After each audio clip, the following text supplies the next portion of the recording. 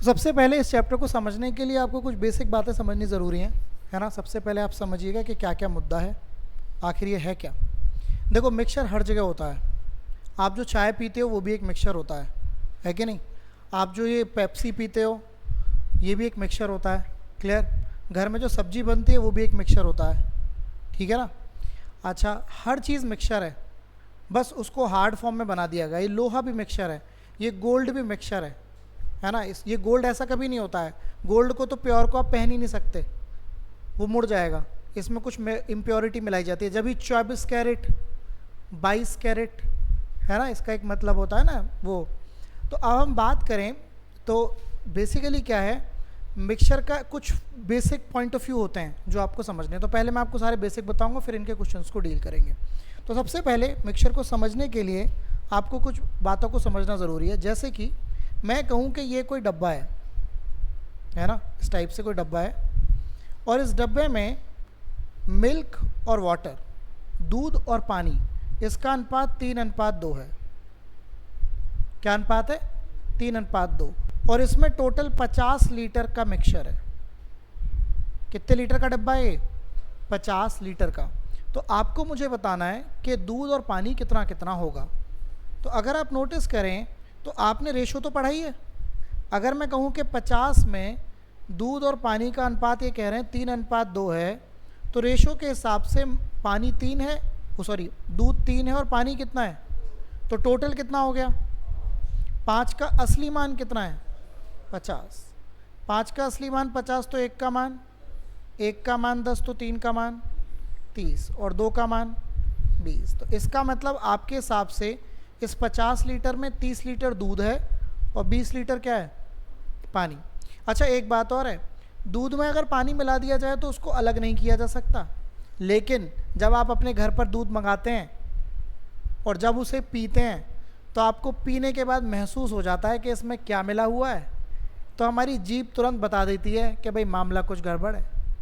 अच्छा, जब घर में प्रोग्राम कराए जाते हैं, दावत, तो रसगुल्ले के लिए दूध मंगाया जाता है, वहीं बनाता है ना वो तो रसगुल्ले। तो समझ रहे हैं ना मैं क्या कहने की कोशिश कर रहा हूँ। तो वो दूध मंगाता है हलवाई या पनीर के लिए, तो वो क्या कहता है? भाई साहब दूध सही नहीं आया। इसका मतलब क्या हुआ? सही नहीं आया तो मतलब जितना वो सोच रहा था, क्योंकि हिसाब होता है दूध का, इतने दूध में इतनी चीज़ बनेगी, अगर वो नहीं बन पा रही है तो इसका मतलब दूध सही नहीं है। तभी बोला जाता है उस डेयरी वाले से कि भाई सही दूध दियो, है कि नहीं। तो इसका मतलब यही होता है कि आप मिल्क और दूध को वैसे अलग नहीं कर सकते, लेकिन जब उसका आप खोआ बनाएंगे, जब उसको फाड़ेंगे, तो उसका पानी अलग हो जाएगा। क्या अलग हो जाएगा? तो फिर रियल दूध का बात आ जाएगी और रियल पानी की बात आ जाएगी। तो मेरा कहने का मतलब था कि ऐसे करके 50 लीटर में मिल्क और वाटर का ऐसे तोड़ सकते हैं, इसमें कोई दिक्कत नहीं है आपको। अच्छा, एक चीज़ और मैं समझा देना चाहता हूँ। मान लीजिए कि किसी घर में चाय बनी, आपके घर में चाय बनी, 10 कप चाय बनी। कितने कप बनी? 10 कप।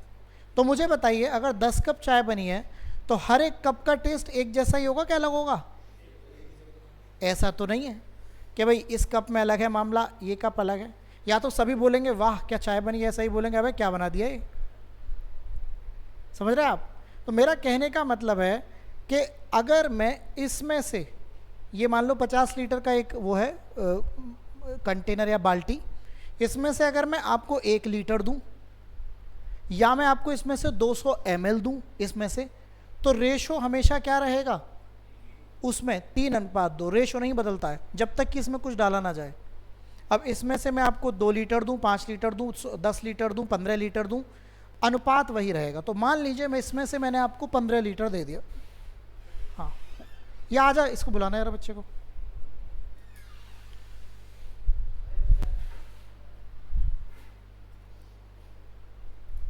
बैठ ले यहीं पे, या यहाँ इधर आ जा। हाँ, तो अगर मैं इसमें से अगर 15 लीटर दूं, अगर मैं इसमें से 15 लीटर दूं, तो 15 लीटर में वही रेशो होगा जो पहले था। तो क्या रेशो है बताइए मिल्क एंड वाटर का? 3:2। तो 3 और 2 5 की वैल्यू क्या है? 15। 1 की वैल्यू क्या है? 5। तो बताइए 3 की वैल्यू क्या होगी? 45। और 2 की वैल्यू क्या होगी? 30। क्या गड़बड़ हो गया क्या? 15। मैंने गुणा गलत कर दी, तो 5 की मल्टीप्लिकेशन 3 में करेंगे 15 और 10। बेटा एलिगेशन एंड मिक्सचर चैप्टर है, इसको समझिएगा, पेपर में 2 क्वेश्चन आएंगे आपके में। हाँ, तो बात क्लियर हुई। तो मेरा कहने का बस ये मतलब है कि अगर आप इसमें से कितना भी निकालें अनुपात नहीं बदलेगा। पहली बात तो रेशो का ये कॉन्सेप्ट होता है। ओके, तो आप चाहें तो इसको नोट डाउन कर सकते हैं, बातों को नोट डाउन कर लीजिए।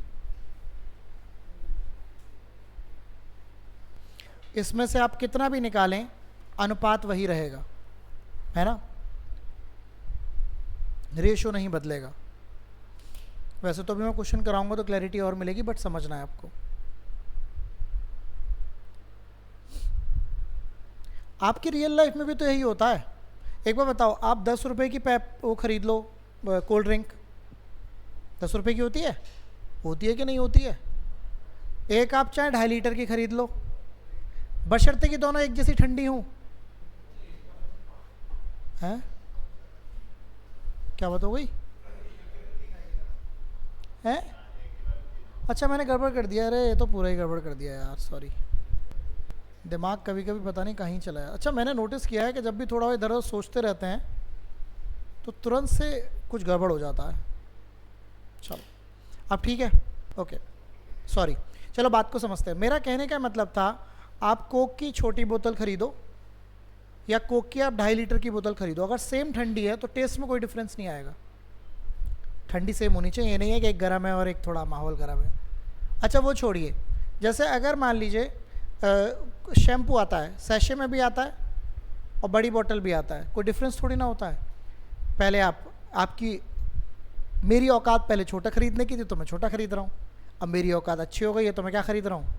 बड़ी बोतल खरीद रहा हूँ। That's so simple, right. तो मेरा कहने का मतलब है कि रेशो नहीं बदलता है। रेशो बदल जाएगा तो मामला गड़बड़ हो जाएगा, जब तक कि उसमें कुछ डाला ना जाए, ठीक है ना। अब बात को समझते हैं, ये पहली बात हुई। दूसरी बात समझते हैं। दूसरी बात है पार्ट मेथड। लिखिएगा पार्ट मेथड। पार्ट को हिंदी में बोलते हैं हिस्सा, हिस्सा या भाग। पार्ट मेथड, पार्ट मेथड समझना पड़ेगा आपको। जैसे मैं कहूँ आपसे कि मेरे पास एक कंटेनर है, कंटेनर मतलब कोई ऐसे करके डब्बा है, उसमें स्प्रिट और वाटर का रेशो है, स्प्रिट और वाटर का अनुपात है 5:2, ठीक है। और इसमें 21 लीटर पूरा मामला है। पूरा मिक्सचर कितना है? 21 लीटर का। क्लियर? तो अभी आपने सीखा कि तुरंत से आप निकाल सकते हैं कितना कितना होगा। 5 और 2 कितने होते हैं? रेशो से कितने हुए? 5 + 2, तो 7 यूनिट की वैल्यू कितनी हुई? 1 की वैल्यू कितनी हुई? 3। तो बताइए 5 की वैल्यू कितनी होगी? 15। और 2 की वैल्यू कितनी होगी? 6। कोई दिक्कत तो नहीं? ये तो आपको आ गया। लेकिन मैं मेथड कौन सा बताने जा रहा हूँ? पार्ट। समझिए।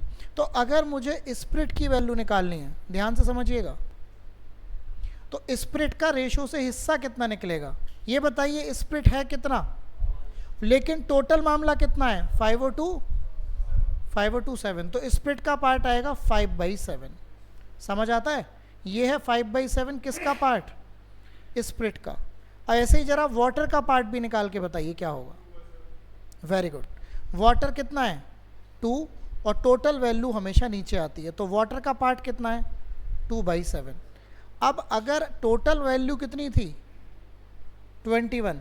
अगर आप इसमें 21 की मल्टीप्लाई कर दें 5/7 में तो स्प्रिट आ जाएगा। और अगर आप 2/7 में 21 की मल्टीप्लाई कर दें तो वाटर आ जाएगा। इससे डायरेक्ट वैल्यू आ जाती है। समझ आ रहा है? लिख लीजिए इस बात को, क्योंकि इसका भी यूज रहेगा।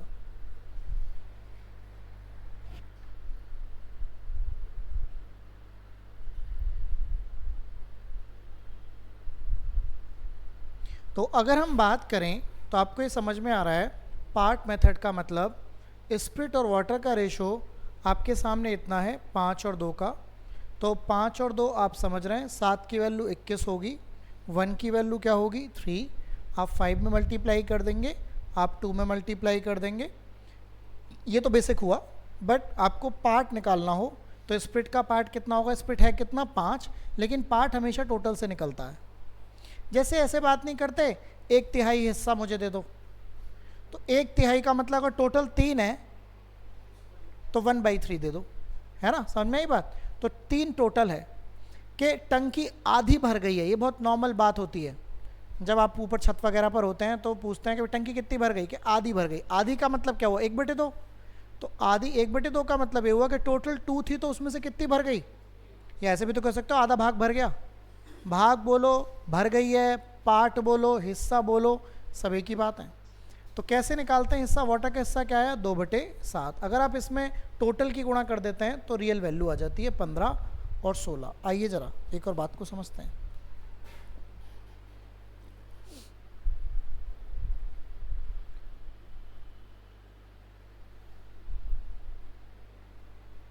ओके, अब मैं आपसे अगर कहूँ फॉर एन एग्ज़ाम्पल कि भाई जैसे मान लेते हैं 30 लीटर का एक मिक्सचर है जिसमें मिल्क और वाटर का रेशो है 5:1 का।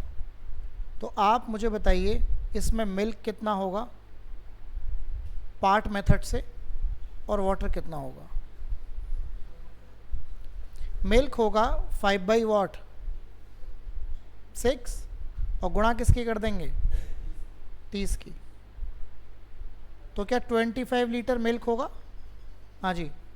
ऐसे ही यहाँ पर वाटर का हिस्सा कितना होगा 1/6 और गुणा किसकी कर देंगे, 30 की। तो कितना लीटर का होगा बताइए, 5 लीटर। कोई दिक्कत परेशानी, ऐसा किया जा सकता है। आइए तो बात को आगे बढ़ाते हैं, चले। ओके, अब बात को समझिएगा। मान लीजिए मेरे पास 2 डब्बे हैं, ये टाइप 3 बोल सकते हैं आप इसको, या फिर ये कैसे समझ जाएंगे आप। मेरे पास 2 डिब्बे हैं, दोनों में ही मिल्क एंड वाटर है। इसमें भी मिल्क एंड वाटर है और इसमें भी मिल्क एंड वाटर है, ठीक है। इसमें अनुपात है मिल्क एंड वाटर का 3:1 का, और इसमें टोटल है 20 लीटर। और इसमें जो मिल्क एंड उसका रेशो है वो है 5:3 का, और इसमें टोटल है 40 लीटर। इन दोनों डब्बों को मैंने एक बड़े डब्बे में पलट दिया। समझ रहे हैं बात को। तो पूछेगा आपसे कि इसमें मिल्क एंड वाटर का अनुपात क्या है, ये क्वेश्चन बनता है। आप बिल्कुल ऐसी फिगर बना लीजिए, क्वेश्चन अभी आपके सामने आएगा। पहला 20 लीटर का मिक्सचर था जिसमें मिल्क और वाटर का रेशो 3:1 था। दूसरा 40 लीटर का मिक्सचर था जिसमें मिल्क एंड वाटर का रेशो 5:3 था, ठीक है। क्वेश्चन ये बोलता है कि इन दोनों डब्बों को, जैसे दूधिया के पास 2 वो हों दूध, तो दूधिया के पास तो जाने कितनी कैन आती हैं, आते हैं कि नहीं दूधिया, फिर वो क्या करता है सबको एक बड़े से उसमें डालता रहता है। तो क्या फाइनल रेशो बनेगा, तो कोई दिक्कत नहीं है। पहले आप ये बताइए, यहाँ से आप मुझे बता सकते हैं इस 20 लीटर में कितना मिल्क और कितना वाटर होगा, निकाल सकते हैं क्या? बिल्कुल निकाला जा सकता है। कैसे निकलेगा? हाँ, तो 3 और 1 4 यूनिट की वैल्यू 20 हो गई, 1 की वैल्यू बताइए 5, तो ये कितना आ गया 15, और ये कितना आ गया 5। यहाँ तक कोई दिक्कत हो तो बताएं। आ गया? इसमें 15 लीटर दूध है और 5 लीटर क्या है, पानी, वाटर है ना। यहाँ पर आइए, टोटल 5 + 3 8 की वैल्यू 40, 1 की वैल्यू बताइए 5, तो 5 में मल्टीप्लाई करिए, 25 मिल्क हो गया, और 5 3 से कितने होते हैं 15, आपका क्या हो गया वाटर। अब जब आप यहाँ पे इस डब्बे में डालेंगे तो मिल्क मिल्क में जाके जुड़ेगा। यहाँ से मिल्क कितना है, यहाँ से मिल्क कितना है बताइए 15, और यहाँ से मिल्क कितना है, तो यहाँ पे जुड़ जाएगा 15 + 25। समझ में आया? पानी यहाँ से कितना आ रहा है 5, और यहाँ से कितना आ रहा है पानी 15। यहाँ से क्या वैल्यू बनी है, 25 और 15 कितने होते हैं 40, और यहाँ पे क्या बनी है 20। ये मिल्क आ गया और ये क्या आ गया वाटर। 20 से 2 बार कटता है, तो फाइनल आंसर क्या आएगा 2:1। तो इस डब्बे में 2:1 का अनुपात हो जाएगा। समझ में आई बात है? हाँ हाँ, नहीं क्वांटिटी तो वही रहेगी 40, लेकिन हमें क्या निकालना है, अनुपात बदल गया, अनुपात बदल गया। देखो ऐसा ही तो होता है, आपने रूअफ़ज़ा पिया होगा, पिया तो होगा ही, पानी में कुछ पिया तो होगा ना, ओके। तो मेरा कहने का मतलब पानी में कोई टेस्ट नहीं होता। रूअफ़ज़ा आप ऐसे सीधे चम्मच से पी लो तो पता है कि ऐसा लगेगा पता नहीं कितना जहर मीठा, उसको जहर मीठा ही बोलेंगे। तो एक चम्मच डाल देते हैं आप तो 2-3 ग्लास बन जाता है वो। तो क्योंकि जो रूअफ़ज़ा है वो एकदम बिल्कुल गाढ़ा मीठा है और पानी में कोई टेस्ट नहीं है, तो उसको जब डालते हैं तो एक बीच में क्वांटिटी आती है। नींबू पानी, पानी में कुछ नहीं होता, आप उसमें नींबू निचोड़ देते हैं तो एक साथ उसका टेस्ट बदल जाता है कि नहीं। शिकंजी का यही तो खेल है।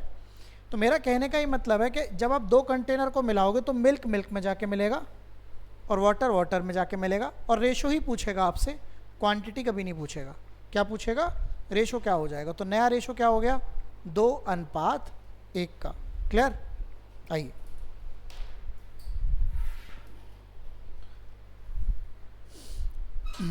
चलूँ आगे।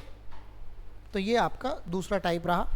आपने 4 की वैल्यू करी 4 से 5 बार, ये 15 हो गया और ये आपका 5 हो गया।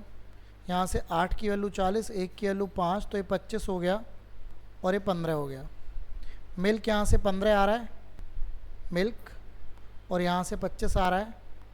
वाटर यहाँ से 5 और 15 आ रहा है, तो ये 40:20, 40 हो गया ना ये। तो क्या अनुपात आया बताइए? 2:1, मिल्क और वाटर का रेशो। क्लियर? बात समझ आई? आइए तो जरा आगे चलते हैं। चलें। तो सबसे पहला आपने क्या मुद्दा समझा कि ब्रेकेज करना, उसमें से कितना भी निकालना, ये बात समझ आई। दूसरी बात पार्ट करना समझ में आया आपको, ये भी समझ में आया, ये भी बात आई, ठीक है ना। ओके, तो अब आइए मैं आपको क्वेश्चन के हिसाब से मूव कराता हूँ। अब इसमें क्वेश्चन में मेथड चलेंगे। तो आइए ज़रा पहला क्वेश्चन देखते हैं। ये पहला क्वेश्चन है, या इससे पहले रुको, पहले ये वाला करेंगे। बहुत ही बढ़िया क्वेश्चन है ये, और मार्क करना वेरी वेरी वेरी इंपॉर्टेंट। और मैं चाहूँगा कि आप अपने पेन को छोड़ दीजिए और समझ लीजिए। पेन को छोड़ दीजिए, समझ लीजिए, बिल्कुल पेपर में रखा हुआ मिलता है ये, कोई बदला मतलब इसमें बस 200 ग्राम कीजिए कुछ और आ जाएगा एग्जैक्ट। तो पढ़िए पहले क्वेश्चन को। जिंक एंड कॉपर का रेशो 200 ग्राम में कितना है? 5:3 का। तब इसमें कितने ग्राम कॉपर मिलाया जाए? क्या मिला रहे हैं आप? कॉपर। कि यह अनुपात किस रेशो में हो जाए? ये रेशो किस रेशो में हो जाए? 3:5 में। तो इसकी आउटलाइन कुछ ऐसी है कि 200 ग्राम टोटल वैल्यू थी, उसमें जिंक एंड कॉपर का रेशो क्या था बताइए? 5:3। आप इसमें क्या मिला रहे हैं? कॉपर मिला रहे हैं, तो एक नई मात्रा बन गई होगी। अरे नई मात्रा बन गई होगी कि नहीं? जब आपने इसमें कुछ मिला दिया तो ये न्यू क्वांटिटी बन गई। बना लिख लीजिए इस बात को, ये जो मैं लिख रहा हूँ। और इस न्यू क्वांटिटी में जिंक एंड कॉपर का रेशो क्या हो गया? 3:5। पहले इस बात को लिख लीजिए। ये इस क्वेश्चन का आउटलाइन है। आउटलाइन का मतलब ये क्या हो रहा है इस क्वेश्चन में, ये बता रही है बात। और अब फिर से पेन छोड़कर यहां पर आ जाइएगा।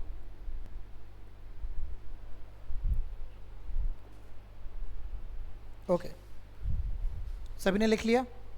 अब पेन को छोड़ दीजिए और यहाँ पे देख लीजिए, क्वेश्चन हो जाएगा। इसमें बस एक ही चीज़ आपको समझनी है। मिक्सचर था क्या? जिंक एंड कॉपर का ये था। इसमें आपने मिलाया क्या है? ध्यान से देखिए, क्या मिलाया है? कॉपर मिलाया है ना। जो भी चीज़ आप मिलाते हो वही तो बढ़ेगा। कौन सी चीज़ नहीं बढ़ेगी भाई? अगर मान लो किसी चाय में मीठा कम है तो को क्या डलवाओगे आप? चीनी। दूध थोड़ी डलवा दोगे? सब्जी में नमक कम है, क्या डलवाओगे? नमक ही डलवाओगे ना। समझ रहे हो बात को? तो जिस चीज़ की इसमें डाल क्या रहे हैं? कॉपर डाल रहे हैं ना। तो फिक्स क्या रहा? फिक्स क्या रहा? बस यही पकड़ना है, फिक्स क्या रहा। अगर कॉपर डल रहा है तो फिक्स जिंक रहा, और फिक्स ही हमको इस क्वेश्चन में पकड़ना है।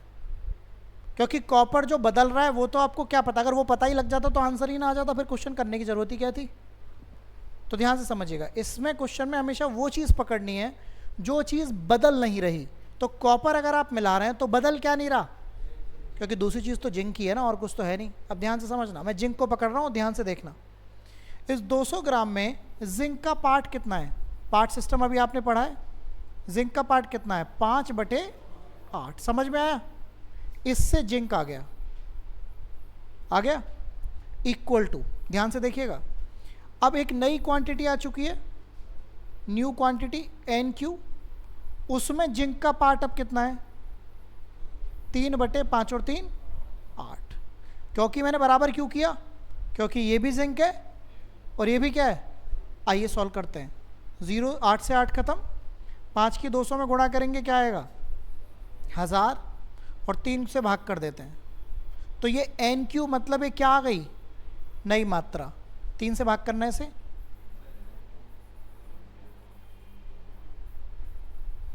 आ गई नई मात्रा। अब ध्यान देना, अब क्योंकि क्वेश्चन इसके बाद ही गेम है, बस खत्म हो गया क्वेश्चन।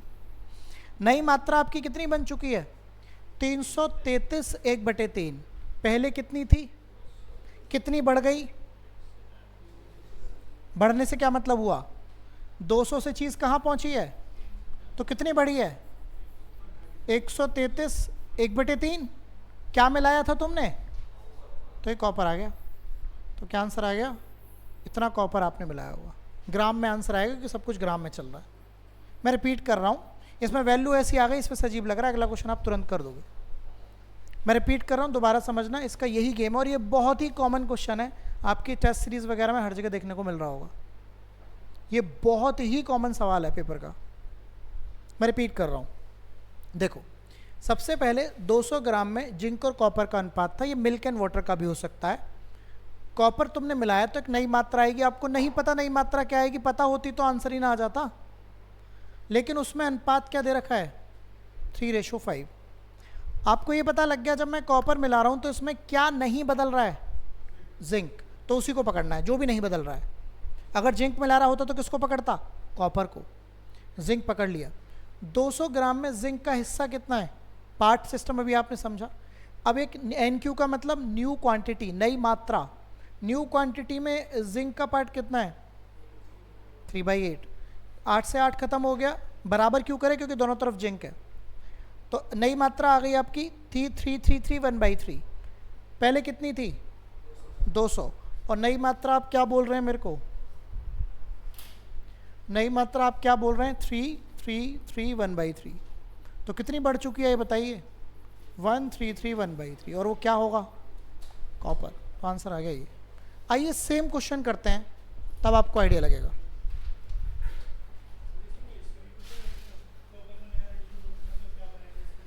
बन तो गया वो जिंक एंड कॉपर का नया रेशो।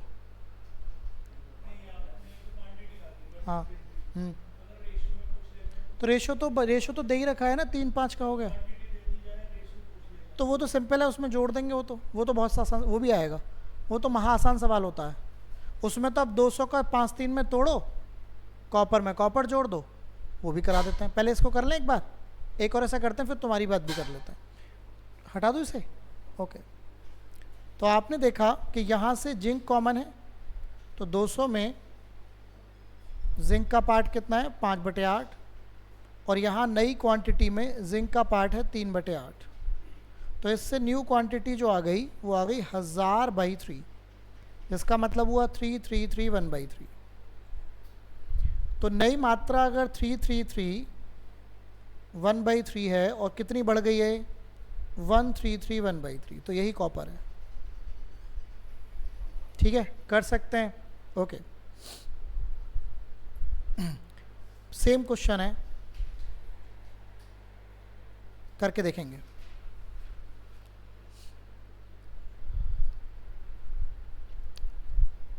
तीस लीटर का मिक्सचर है, उसमें बताइए एसिड एंड वाटर क्या रेशो में है? 2:3। क्या मिला रहे हो? क्या मिलाया जा रहा है?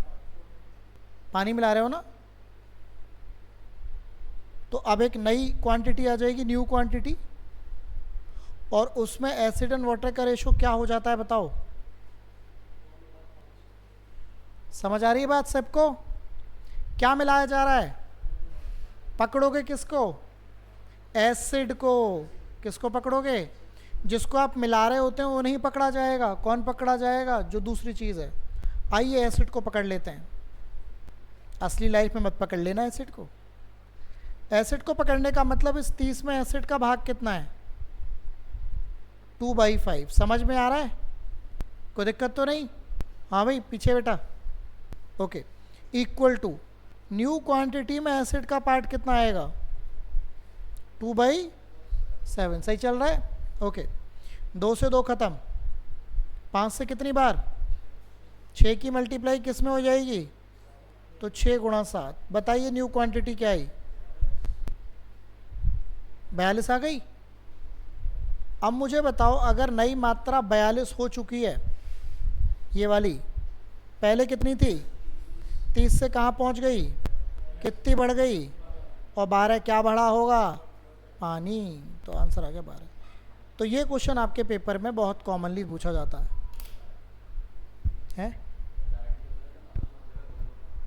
हैं? हाँ, रेशो इक्वल था, ठीक है। तो कितना बढ़ गया? कैसे डायरेक्ट 2 की वैल्यू क्या किसके करते फिर बता? 2 की वैल्यू 6। हाँ तो 2 की 3 से 5 बढ़ा है तो कितना बढ़ गया? 2। हाँ फिर? अच्छा 1 यूनिट की वैल्यू। अच्छा अच्छा अच्छा अच्छा। ओके, अगला करना है जरा। करो करो। I can understand your YouTube thing, this is good. कोई बात नहीं, चलो इसे करके बताओ।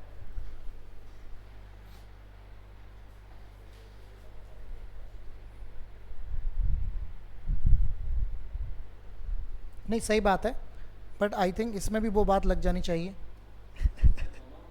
मैं समझ गया तुम्हारी बात। अब मैं तुम्हें यूनिवर्सल चीज़ बताऊं या केवल उसके लिए बताऊं? मैं तुम्हें ऐसी चीज़ बताऊं जो सब जगह काम करेगी, या फिर कि जी उसमें ऐसे कर लो, ये वाली चीज़ आया तो ऐसे कर लो? हैं?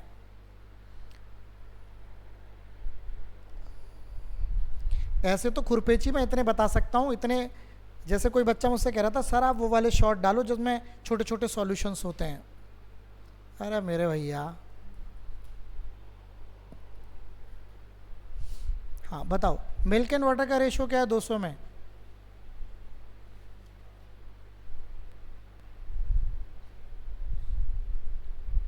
सत्रह 3 क्या मिला रहे हो?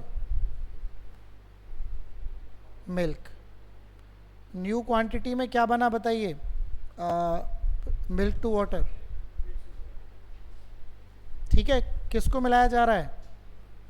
मिल्क को। तो पकड़ेंगे किसको? तो 200 में बेटा वाटर कितना है? 3/20। ठीक है, और यहाँ से न्यू क्वांटिटी में वाटर कितना है? तो कुछ हो रहा है गेम। 8 या 240 आ रही है क्या वैल्यू? तो ये 240 आ गया, कितना बढ़ गया मामला? 40। तो 40 लीटर क्या रहा होगा? मिल्क। ठीक है, कर सकते हैं, कोई दिक्कत तो नहीं। अब आपका रेशो कैसा भी आए आप कर पाएंगे, मेरा कहने का ही मतलब था, है ना? बस आपको घर जाके इस क्वेश्चनों की प्रैक्टिस करनी पड़ेगी। अब ये आपका कैसा भी आएगा, मैं तो आपका देख रहा था आपके यूपी पुलिस, जीडी और एसएससी में, तो वो बेसिक पेपर्स में तो वहाँ ही आसान आ रहे हैं, मतलब इन्हीं में वैल्यू आसान आ रही है। जैसे 17 और 3 दे दी मैंने, तो वहाँ पे 3 2 होगी, बेसिक होगी, लेकिन कॉन्सेप्चुअली यही काम चलेगा। क्या हिंदी में पानी लिखा हुआ है?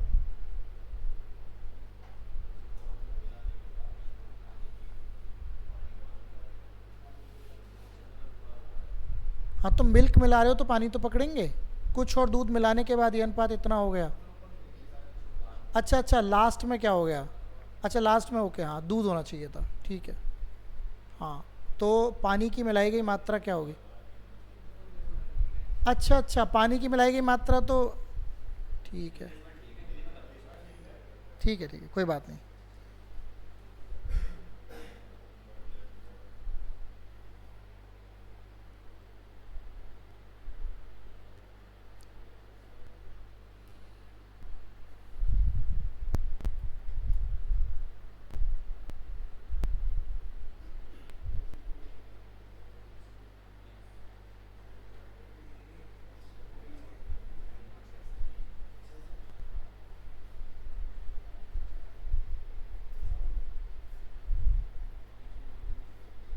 चलिए आगे चलते हैं, ठीक है।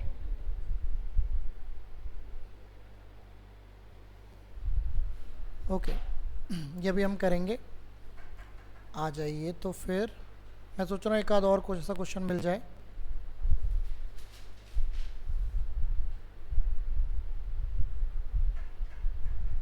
अब ये वाला देख लीजिए, फोर्थ, ये बड़ा शानदार क्वेश्चन है, ठीक है। यहाँ पर हेडिंग डाल दीजिए जहाँ भी आप इस क्वेश्चन को लिख रहे हैं, equal quantity, equal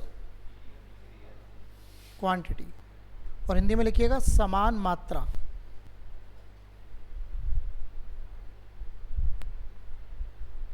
equal quantity या समान मात्रा, क्या मतलब है इस बात को समझेंगे। तो पहले ध्यान से देखिएगा, ये क्वेश्चन कह रहा है यहाँ पर 3 डब्बे, 3 होंगे, है ना, 3 डब्बे एक ही धारिता का मतलब इक्वल कैपेसिटी के हैं, जिनमें सल्फ्यूरिक एसिड और पानी का रेशो कितना दे रखा है, 3:7:2 और 11:4। अब इन सभी को एक तीसरे डिब्बे में आपने उलट दिया जाए तो जो एक नया मिक्सचर बनेगा उसमें सल्फ्यूरिक एसिड, है ना, देखो दे रखा है इसने, एसिड और लिक्विड का रेशो क्या होगा, ये क्वेश्चन है ना। ध्यान से पढ़ लेते हैं। इक्वल कैपेसिटी है, तो ये जो कॉन्सेप्ट है किसका है, इक्वल कैपेसिटी का। पेन को छोड़ दीजिएगा, देख लीजिएगा कैसे होगा, ये भी इंपॉर्टेंट क्वेश्चन है, ठीक है। कैसे करना है देखो, सबसे पहले बात किसकी हो रही है, एसिड की और वाटर की। ये बताओ पहले में कितना एसिड वाटर है, 3:2। दूसरे में कितना है, 7:3। तीसरे में कितना है, 11:4। आप लिख लीजिए यहाँ तक, फिर मैं आगे बढ़ूँगा। बिल्कुल ऐसे ही लिखना है आपको। पहले में 3:2, दूसरे में 7:3 और तीसरे में 11:4। ये 3 डब्बे हैं और ऊपर ही क्या लिखा हुआ था, इक्वल क्वांटिटी। अब ध्यान से देखिएगा, बहुत ही ध्यान से। 3 और 2 कितने होते हैं, अगर मैं इन्हीं को असली मान लेता तो कितना होता, 5। 7 और 3 कितने होते हैं, 10। और 11 और 4 कितने होते हैं, 15। समझ में आया कुछ। इसका मतलब अगर मैं इनको असली मान लेता तो इसमें 5 लीटर है, इसमें कितने लीटर है, और इसमें कितना है, तो क्या ये बराबर है, क्या ये बराबर है, तो बराबर बनाना पड़ेगा। 7:3 है बेटा, वो ठीक कर ले, ठीक कर ले, 7:3 है वो, ठीक है। हाँ अभी ठीक कर दूंगा मैं जब फाइल को भेजूंगा ना तो मैं। ओके, तो ये समझ में आ गई बात। तो मेरा कहने का मतलब है क्या ये इक्वल है, तो इसको इक्वल करना पड़ेगा। इक्वल कैसे होगा, एलसीएम से। क्या आएगा इनका एलसीएम, 30 आएगा। तो सबको 30 बनाना है। 30 बनाने के लिए आपको क्या करना पड़ेगा, इसमें 6 की गुणा, इसमें 3 की गुणा, और इसमें, सुन लीजिए आप, इस 6 की गुणा इसमें नहीं करनी है, इन दोनों में करनी है। तो ये पहला रेशो क्या बन जाएगा, 6×3 = 6×3 = 18, 6×2 = 12। दूसरा रेशो क्या बन जाएगा, 3×7 = 21 और 3×3 = 9। तीसरा रेशो क्या बन जाएगा बताइए, 22 और 8, ठीक है। अब अगर आप ध्यान दें, 18×12 = 30 होता है, 21×9 भी 30 होता है, और 22×8 भी क्या होता है। अब इन्हें इधर को इधर जोड़ दो, इधर को इधर जोड़ दो, आंसर आ जाएगा। एसिड को इधर जोड़ देना, वाटर को इधर, अनुपात आ जाएगा।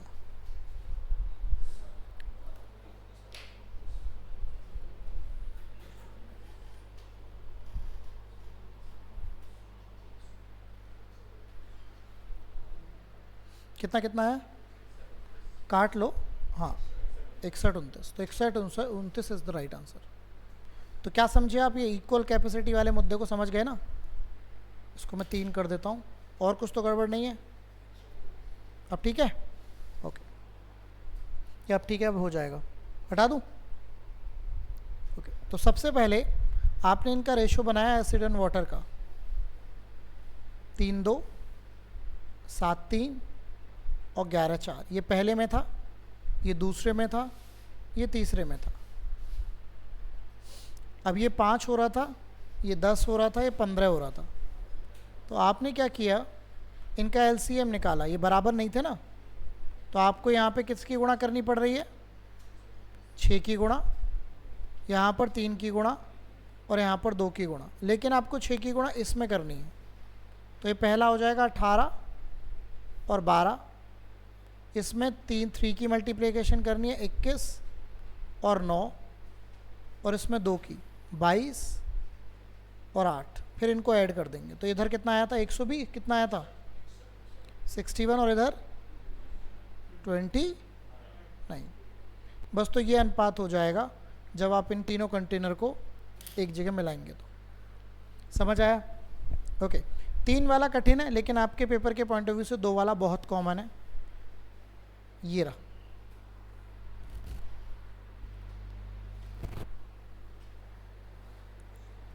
ये आपके पेपर का ही क्वेश्चन है।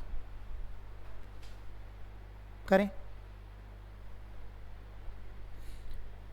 गोल्ड एंड कॉपर का रेशो दे रखा है, पहले में 7 2, दूसरे में कितना है, और इनकी कैसी वैल्यू ली जा रही है, कैसी वैल्यू ली जा रही है? तो पहले में गोल्ड और कॉपर, बताइए पहले में कितना है 7 2, दूसरे में कितना है 7 11। 7 और 2 कितने होते हैं, और 11 और 7 क्या होते हैं? अब 9 और 18 को इक्वल करना है, तो 9 तो तुरंत इक्वल हो जाएगा 18 के, कैसे करके? लेकिन 2 की मल्टीप्लाई आपको इसमें करनी पड़ेगी। तो 2 की मल्टीप्लाई 7 में भी होगी, कितना आ जाएगा 14, और 2 में भी 4, और दूसरा तो वही रहेगा, दूसरे में कोई बदलाव नहीं आएगा, क्योंकि दूसरे में गुणा करने की ज़रूरत ही क्या है, 18 ही तो करना था। अब इन्हें इधर जोड़ दो, ये कितना आ गया 21, और ये कितना आ गया, कुछ कट हो रहा है, तो क्या आंसर आ जाएगा 7 5। समझ आया कुछ गेम? हाँ जी, चल सकते हैं। तो ये आपके पेपर का बिल्कुल एग्जैक्टली क्वेश्चन है, ये बिल्कुल कॉमन। मैं देख रहा था जो पिछली बार का यूपी पुलिस एग्जामिनेशन हुआ था, बाकी और एग्जामिनेशंस में भी ये कॉमनली पूछा जाता है। ठीक है, इसको कर लेते हैं, ये भी आता रहता है, पढ़िए। आपके टॉपिक का नाम है मिक्सचर एंड एलिगेशन। तो अब यहाँ पे एलिगेशन का मेथड यूज़ होगा, समझते हैं। 10.20 रुपये प्रति किलो के चावल 14.40 प्रति किलो के चावल के साथ किस रेशो में मिलाए जाएं कि उनका रेट 12.60 रुपीज़ पर केजी हो जाए। देखो ऐसे समझो, जब भी बात, सुन लीजिए, जब भी बात ऐसे हो, सुन लो। देखो अगर नहीं आती कोई चीज़ तो ज़्यादा किसी का कॉपी में देखकर ज़्यादा हाथ पैर नहीं फैलाते हैं, है ना। अगर आपको पंडिताई करनी नहीं आती है तो मंत्र पढ़ना शुरू नहीं करते हैं। समझ में आ रहा है? आप किसी के यहाँ चले गए, अजी हमें तो आता है, ये बिजली ख़राब हो गई, हमें तो आता है, हॉस्पिटल ले जाने पड़ रहे हैं 10 मिनट बाद, क्योंकि वो टीवी ख़राब, वो मोबाइल ख़राब हो गया, लाओ मैं देखता हूँ, कभी तो थोड़ा सा ही ख़राब था, पूरा ही ख़राब हो गया। अरे भैया नहीं आता तो it's okay, you can try. अगर आपने पहले कर रखा है तो ट्राई करने में बुराई नहीं है। तो समझ लीजिए, पहले समझना ज़रूरी है, एक बार आ जाएगा तो गेम ऑन है। देखो समझो, इसने बोला कि एक टाइप का ये चावल था। जब भी ऐसी बात होगी, एक टाइप की ये चीज़, एक टाइप की ये चीज़, और उनको मिला के किसी में बेचना है, तब एलिगेशन यूज़ होगा। क्या यूज़ होगा? कि एक का रेट ये था, एक का रेट ये था, इनको मिला के इसमें बेचना है, तो क्या यूज़ होगा? एलिगेशन। अब बात को समझिए, यहाँ पर अगर आप ध्यान दें तो इस क्वेश्चन में इसने साफ साफ बोला कि भाई 10.20 रुपये प्रति किलो, तो एक चीज़ है 10.20 की, इतने का रेट है चावल का। एक दूसरा चावल किस रेट पर है? 14.40, और आपने इसको किस में मिला के बेच दिया, उसको आप बीच में रखेंगे। और एलिगेशन हमेशा क्रॉस चलता है। क्रॉस का मतलब ऐसे तिरछा। तो तिरछे से मतलब क्या हुआ? जो भी इनमें बड़ा है, अब बताइए कौन बड़ा है इनमें, 10.20 या 12.60? बड़े में से छोटा घटेगा, तो 12.60 में से आप 10.20 माइनस करेंगे। अब इधर देखिए कौन बड़ा है, हाँ, तो 14.40 में से 12.60 माइनस होगा। इधर कितना आया? 0। 14 में से 6 गए कितने? 8। 3 में से तो 1.80, और इधर कितना आएगा? 0 4 2.40। पॉइंट दोनों जगह सेम है तो पॉइंट का कोई मतलब नहीं बनता। 0 से 0 कट हो जाएगी, आ गया 18 और 24, 6 से कट जाएगा, तो क्या रेशो आया? अब सुन लीजिए, ये क्या था? रेट था ना, रेट ही तो है ये, कितने रुपए किलो चावल मिल रहा है। हमेशा एलिगेशन में निर्भर चीज़ आती है, डिपेंडेंट थिंग। रेट किस चीज़ का होता है, क्वांटिटी या मात्रा का। मैं किस चीज़ का रेट पूछूंगा, जो मुझे खरीदना होगा। एक और बात, मैथ्स में ऐसे नहीं होता बस पूछ लिया क्या भाव चल रहा है भाई साहब, सोना क्या कितने रुपए किलो चल रहा है। अबे जब लेना हो तभी तो बात करेंगे ना।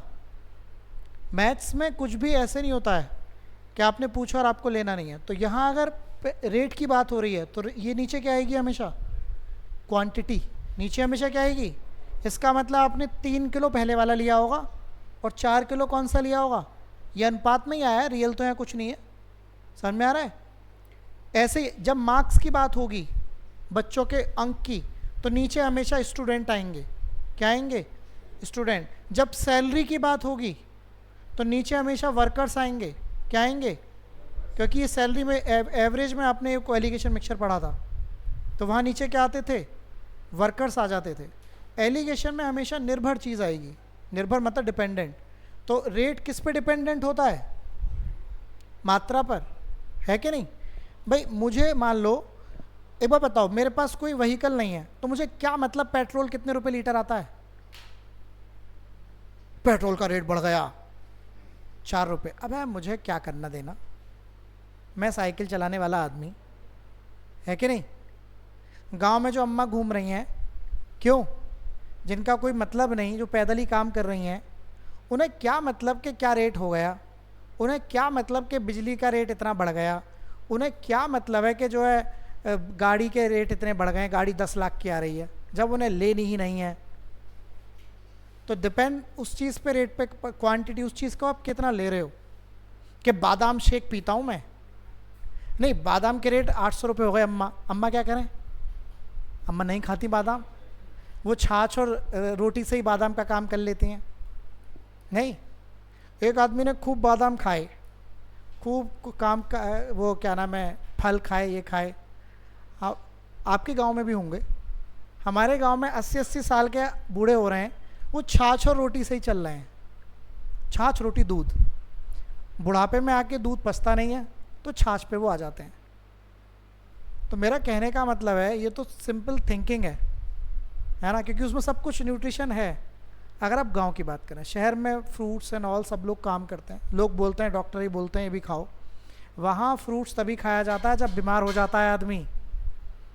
डॉक्टर साहब कह देते हैं सेब खा लेना, जैसे ही माहौल थोड़ा सही हुआ फिर आप, लेकिन वो सही है क्योंकि उनका रोज का चलना फिरना है, ज़्यादा दिमाग खराबी नहीं है। यहाँ आकर तो भैया ये भी करो वो भी करो, एसी भी चाहिए, कठिनाई बिल्कुल ज़िंदगी में आ नहीं जाए, है ना। तो वो भी है। तो अगर आप ध्यान देंगे तो ये मुद्दा है। फिर ज़्यादा टेंशन बाजी नहीं है, सुबह का खाना खा लिया, दिमागी तौर पे भी तो बहुत ज़्यादा वो हो रहा है मुद्दा। तो पढ़ लिख के अगर दिमाग संतुलित नहीं हुआ तो बेकार ही है। तो इस पढ़ने लिखने का जॉब तो लेनी है आपको, लेकिन आपको वैसे भी समझना है कि चीज़ें कैसे हैं। हर चीज़ आपकी हो जाए भी ज़रूरी नहीं है। ओके, तो ये बात समझ आई। तो अगर रेट की बात कर रहे हैं तो क्वांटिटी की बात आएगी, है ना। तो 10.20, 14.40, 12.60, तो ये माइनस होके क्या आया था 1.80, और ये कितना आया था 2.40। तो 18 और 24, 6 × 18, 6 × 24। चलिए अब मैं आपको बताता हूँ एक ऐसा ही क्वेश्चन, फिर मैं आपको एक और कंसर्न बताऊंगा। रिप्लेसमेंट वाला तो बाद में करेंगे, ये वाला देख लो एक बार, ये कर पाओगे आप। दो धातु ए और बी में जिंक और टिन का रेशो, जिंक एंड टिन का रेशो क्या दे रखा है 5:2 और 3:4। तो पहले में रेशो है कितने का, जिंक और टिन का बताओ 5:2, और दूसरे में जिंक एंड टिन का रेशो कितना है बताओ 3:4। ए का कितना किलो लिया गया है, तो बेसिकली यहाँ से 7 किलो लिया गया है, और बी से कितने किलो लिया गया है 21 किलो। क्वेश्चन कह रहा है कि अगर आप इन दोनों को मिला दो तो नए रेशो में जिंक एंड टिन का रेशो क्या होगा। तो पहले यहाँ से निकालो जिंक टिन कितना आएगा, हाँ जी, और ऐसे यहाँ से निकालो, आओ निकालते हैं, वेरी गुड। पहले मेरे को ये बताओ ये क्वेश्चन समझ में आया आपको। ये समझो कि पहला 7 किलो था, उसमें जिंक और टिन का रेशो ये था, दूसरा 21 किलो था, उसमें जिंक और टिन का रेशो ये था। इन दोनों को मिला के एक नई चीज़ बना रहे हैं। अभी जो आपने मिल्क एंड वाटर का जो मैंने शुरू में बताया था वो एक मुद्दा है। तो अब मुझे बताइए 7 में 5 और 2 7 का वैल्यू 7, तो 1 की वैल्यू, तो ये असली वैल्यू हो गई 5 और 2, फिर तो हो गई कि नहीं, 4 और 3 7 की वैल्यू, 1 की वैल्यू 3, तो 3 तिया ये 9 हो गया जिंक और ये 12। अब आपको जिंक और टिन की बात करनी है। तो जिंक यहाँ से 7 आ रहा है कि नहीं 7, सॉरी 7 नहीं आ रहा, 5 आ रहा है, 5 आ रहा है ना जिंक तो यहाँ से, और यहाँ से जिंक बेटा कितना आ रहा है 9, यहाँ से टिन कितना आ रहा है, और यहाँ से टिन कितना आ रहा है 12, 9 और 5 14, 12 और 2, तो क्या आंसर आ गया 1:1, तो आंसर आ जाएगा 1:1। लिख लीजिए, मैं रिपीट कर देता हूँ, आप पढ़िए अच्छे से। इसने बोला 2 धातुएं ए और बी जिसमें जिंक और टिन का रेशो इतना इतना है। ए से तुमने 7 किलो निकाला और बी से तुमने 21 किलो निकाला गया तथा साथ में मिला दिया गया, तब जिंक और कॉपर का नया धातु का अनुपात बताएं। तो इसमें आप अगर 7 किलो निकालेंगे तो 5 और 2 किलो ही तो निकलेगा। जब 7 बराबर 7 हो गया तो 1 का मान 1 हो गया, तो ये असली मान हो गए ना 5 और 2, समझ आया।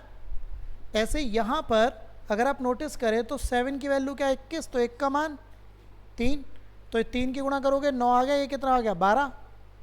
अब जब आप इन्हें जोड़ेंगे तो जिंक जिंक में जाके जुड़ेगा और टिन किस में जाके जुड़ेगा, टिन में जाके जुड़ेगा। ठीक है, बात समझ में आ रही है। एक कॉन्सेप्ट और सीखेंगे बस मज़ा ही आ जाएगा, फिर आपका ये समझिए 90% आपके पेपर का गेम ओवर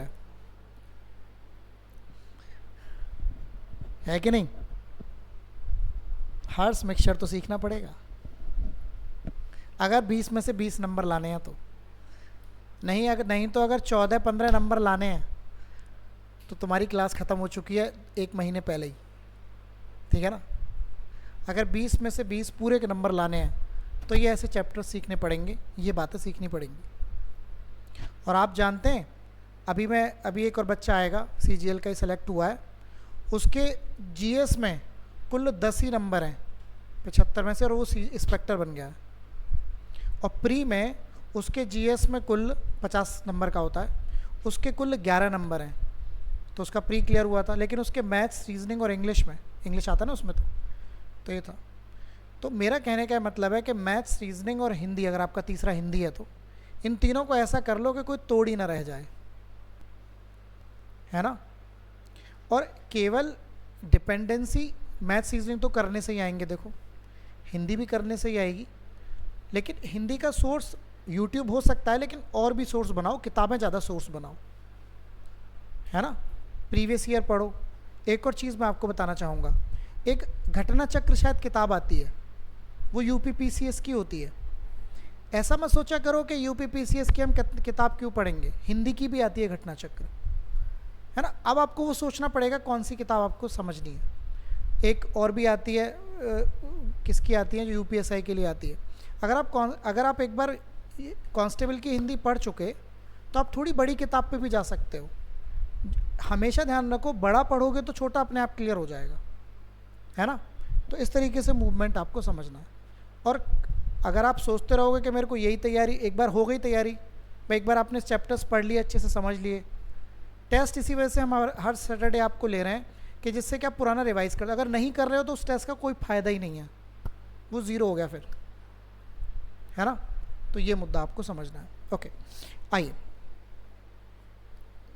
हाँ अब ये वाला क्वेश्चन है, ठीक है ना। तो मैं चाहूँगा कि आप अपने पेन को फिर से छोड़ दीजिए और इसको समझिए कहना क्या चाह रहा है। अच्छा आया नहीं, ओके अब आ जाएगा। देखो इसने बोला 2 एलॉय हैं और जो कि किससे, 2 धातु के हैं जो कॉपर और टिन से बने हुए हैं, जिनमें कॉपर और टिन का अनुपात 1:3 और 2:5 है। इन 2 धातुओं को किस अनुपात में मिलाया जाए? तो वर्ड यूज़ होता है किस अनुपात में मिलाया जाए, इंग्लिश में यूज़ होता है इन वॉट रेशो, है ना। तो इंग्लिश में यूज़ होगा इन वॉट रेशो, लिख लीजिए इन वॉट रेशो, और हिंदी में होगा किस अनुपात में मिलाया जाए।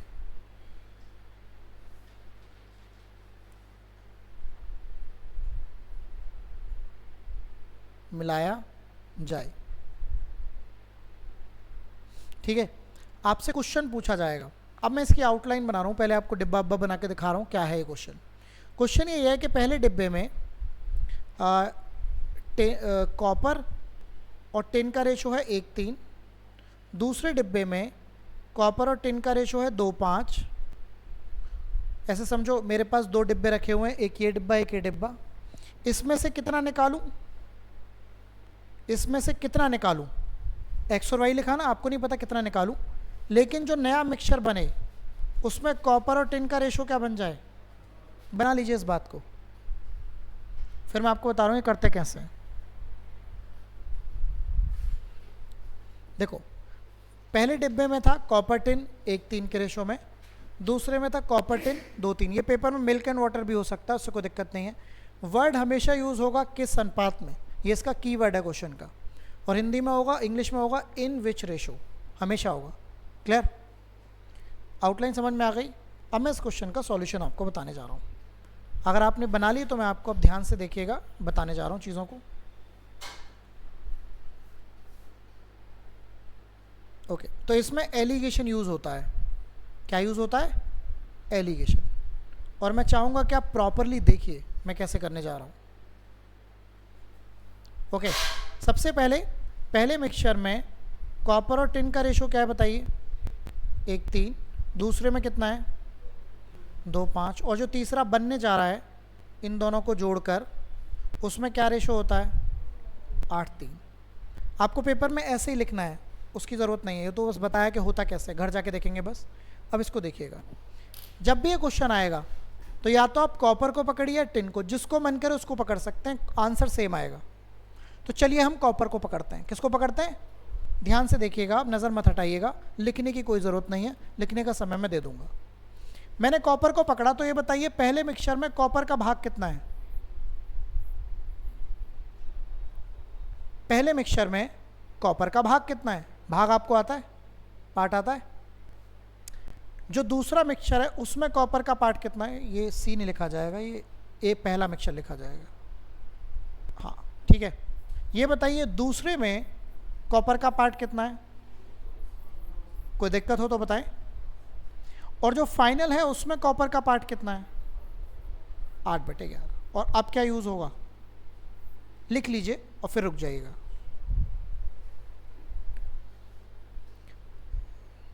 आप चाहें तो घर जाकर इसको टिन पकड़ के भी कर सकते हैं, लेकिन फिर हर जगह टिन ही लेना पड़ेगा। अभी मैंने हर जगह क्या लिया है? कॉपर। तो पहले में कॉपर है 1/4, दूसरे में कॉपर है 2/7, और जो फाइनल मिक्सचर बन रहा है उसमें कॉपर क्या है? किसी को ये लेने में दिक्कत तो नहीं है, मतलब मैंने कैसे ले लिया। अब होगा क्वेश्चन शुरू।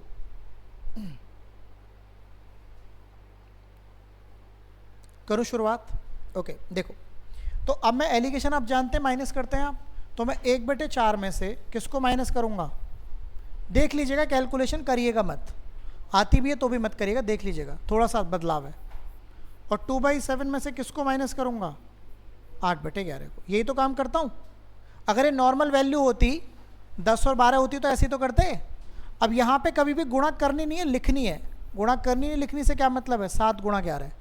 7 से भाग करेंगे क्या आएगा? 7 से भाग करेंगे क्या बचेगा? 11 के ऊपर गुणा 22। ध्यान से समझिएगा, 11 से भाग करेंगे क्या बचेगा? 7 × 8 = 56। कोई दिक्कत तो नहीं? ओके, यहाँ पर भी ले लो 4 × 11। 4 से भाग करेंगे क्या बचेगा? 11 के ऊपर गुणा 11 से करेंगे क्या बचेगा? 4 × 8 32। 11 से 11 ख़त्म। अब यहाँ पर कभी वैल्यू माइनस में आ जाए तो दिक्कत नहीं माननी है, माइनस को इग्नोर कर देना है। 56 में से 22 घटाओ, कितने? 34। और नीचे क्या चल रहा है? 7। इसमें से 32 में से 11 घटाओ, है 21। और नीचे क्या आ गया? 4। कुछ कट पिट रहा है कहीं पे? 7 से 21 कट थोड़ी जाएगा, गुणा होगी। तो इसकी इधर गुणा हो जाएगी, इसकी इधर हो जाएगी। तो 4 चौक 16, 4 तिया 12 और 13। कहीं कुछ कैलकुलेशन मिस्टेक तो नहीं है हमसे? या तो यही आंसर आना चाहिए, नहीं तो मुझे लग रहा है कुछ कैलकुलेशन मिस्टेक हुई है कहीं। सारी वैल्यू ठीक थी। 1 3 2 5 8 3, ठीक है। 2/7, 8/11। बाकी देख लेते हैं आंसर क्या आ रहा है। चलो एक बार चेक कर लेते हैं, कहीं मैंने कैलकुलेशन मिस्टेक कर दी हो। कुछ कैलकुलेशन मिस्टेक हुई है क्या? 2 5 8 3, मुझे लगता है नहीं, क्वेश्चन सही है, इसका आंसर गड़बड़ हो रखा है। चलो लिखो, लिख लो इसको, लिखो, फिर मैं आपको ऐसा एक और कराता हूँ।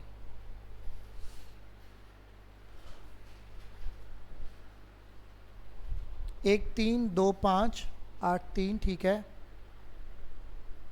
मेरे को लगता है ये गड़बड़ हो गया है, टिन एंड कॉपर हो गया है गड़बड़। रुको रुको रुको रुको रुको, हो गया है गड़बड़। ये अनुपात जो दे रखा है 8 3, ये उल्टा हो गया है। देखो ध्यान से देखो,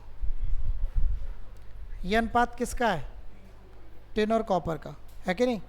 तो ये हमने उल्टा कर दिया। जब भी मैं कह रहा क्या गड़बड़ हो गई, कैलकुलेशन करते करते समझ में आई बात। ये अनुपात उल्टा होना है, इसको उल्टा करिएगा, फिर मैं बता रहा हूँ आपको। अच्छा उस पर लिखा हुआ है, ठीक है। देखो बस इसी के करते ही पूरा खेल गड़बड़ हो गया। तो मैं आपको बताता हूँ, इसको ठीक कर लेते हैं। ये उल्टा था रेशो 3:8 का। अब मैं आपको बताने जा रहा हूँ इसको दोबारा से। बताऊँ? ध्यान से देखिएगा, मैं बता रहा हूँ दोबारा से।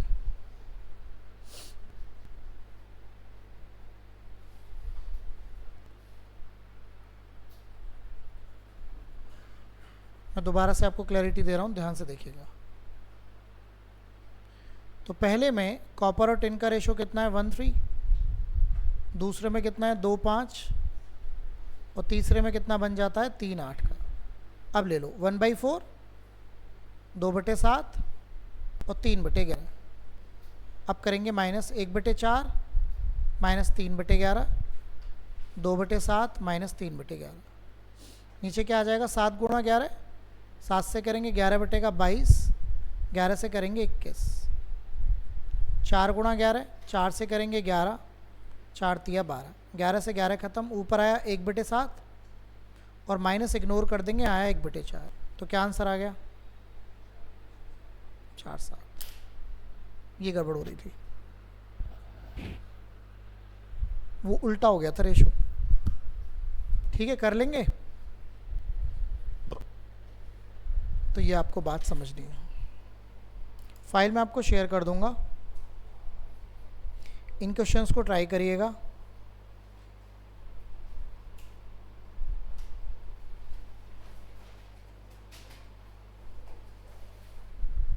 ठीक है, ओके।